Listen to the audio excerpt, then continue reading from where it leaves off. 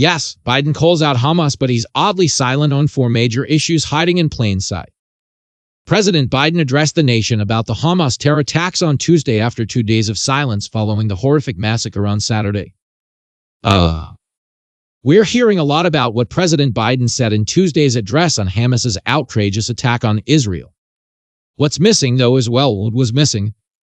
For while he was careful to denounce this brutal, inexcusable act of terrorism, Biden ignored the key role played by his own disastrous policies and left Americans largely clueless as to how his administration would respond to this major test of U.S. leadership.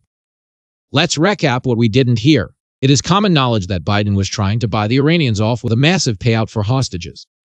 Add to this gaps in sanctions big enough for the biggest oil tankers to sail through, and virtual silence on Iran's human rights record, support for terrorism, and destabilizing activities in the region and Latin America.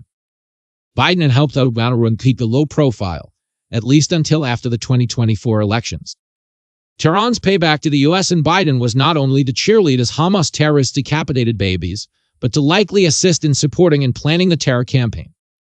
The president could not even bring himself to mention Iran in his speech on Tuesday. That's a clear signal the administration is clueless what to do now that it's been hit with irrefutable evidence that its Iran policy has utterly and completely failed. Russia has declared itself all in for Hamas, a marked shift in Moscow policy. Further, there are reports that Russian mercenaries may have assisted in training and preparing Hamas's shock troops. And there are additional reports Russians smuggled captured arms to the Hamas and then spread a false flag that these arms were sold by Ukrainians to Hamas on the black market. Both Russia and Iran clearly believe that a spiraling war in the Middle East will overstretch and distract the United States. Meanwhile, Biden, who has never articulated a clear strategy for Ukraine, now gives us a no-plan for dealing with a dual global crisis. All we have from the White House is that Ukraine can expect a blank check for as long as it takes. For Israel, we get finger-wagging at Israel not to overreact.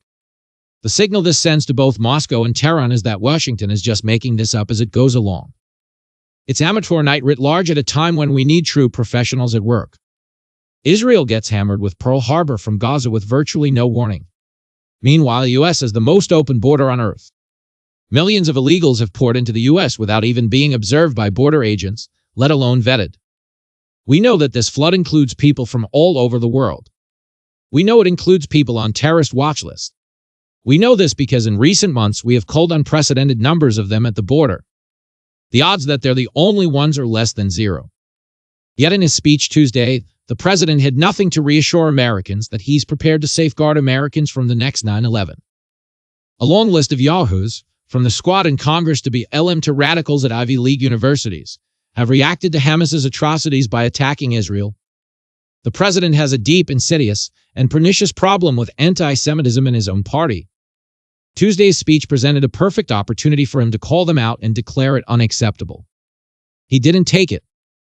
The White House staff is probably proud that Biden could muster the energy after hosting a barbecue to deliver what was largely a boilerplate speech. But Americans looking for real leadership can't help being disappointed by a president who appears to be going through the motions at a uniquely critical time.